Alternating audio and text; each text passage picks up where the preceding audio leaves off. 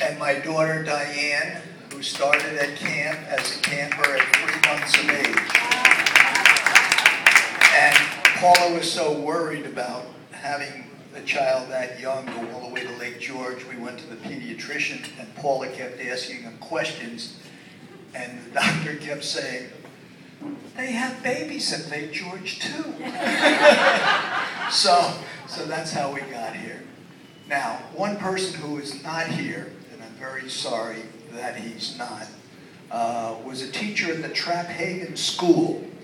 When one of the substitute teachers, who had just finished his 2-year compulsory military training in the Army, was at the school, and we got to talking and chatting, and Herb Klinger encouraged me to apply to Arcady for a job. And it was one of those life-changing, altering moments. Little did I know that that was going to happen.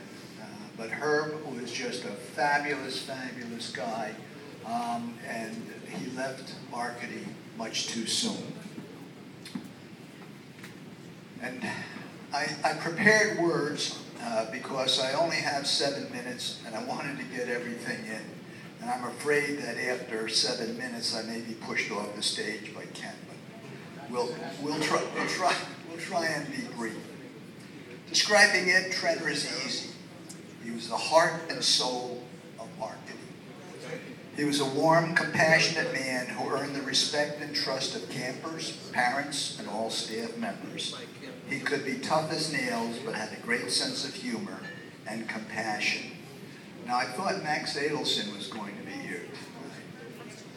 He never showed up, but I got to tell you Max Adelson's story.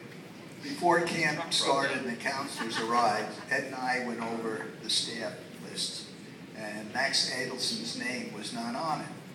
So lo and behold, as the counselors are pouring in comes Max Adelson. So I looked at Ed and I said, "Gee, I didn't know Max was coming to camp this year." And he turned to me and he said, "Neither did I."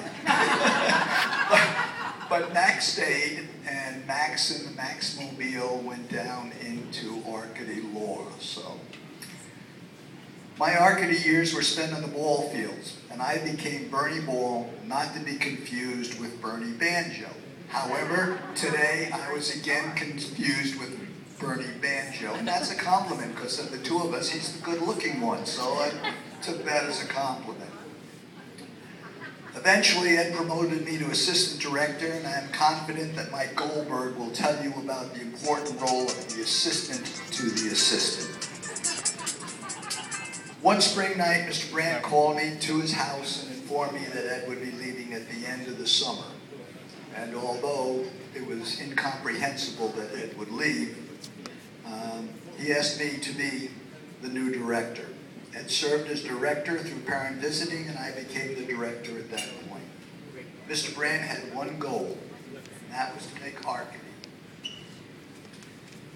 the very best camp that it could be.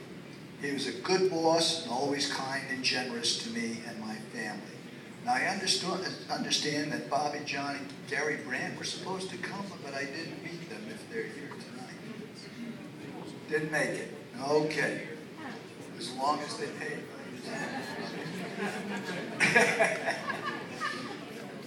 Arcady enjoyed happy and successful years. Do you remember camping, canoe trips, visiting other camps, skit night, movie night, flagpole, the fun in the dining hall, arts and crafts, the nature shack, campfires, and mass games? And everybody kept asking me today, what's the name of those things?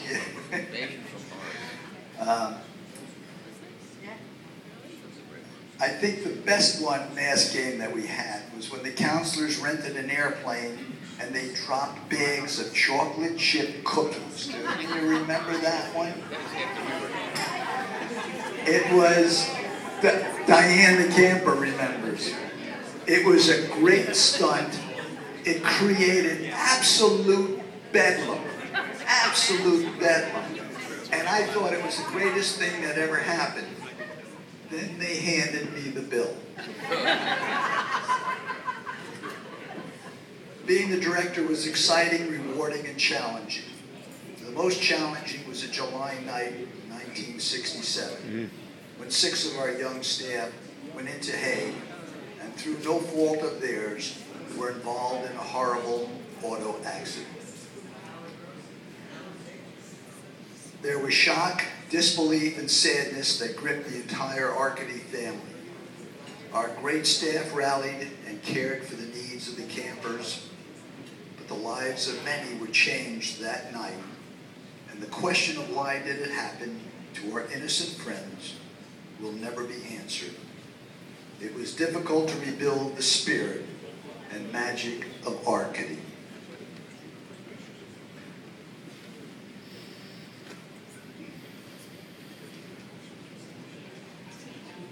One thing I learned from Ed, besides recruiting, and funny enough, a bunch of you came over to me earlier and were saying, I remember you when you came with your slideshow and told us all about Arcady, and that's why I came to Arcady.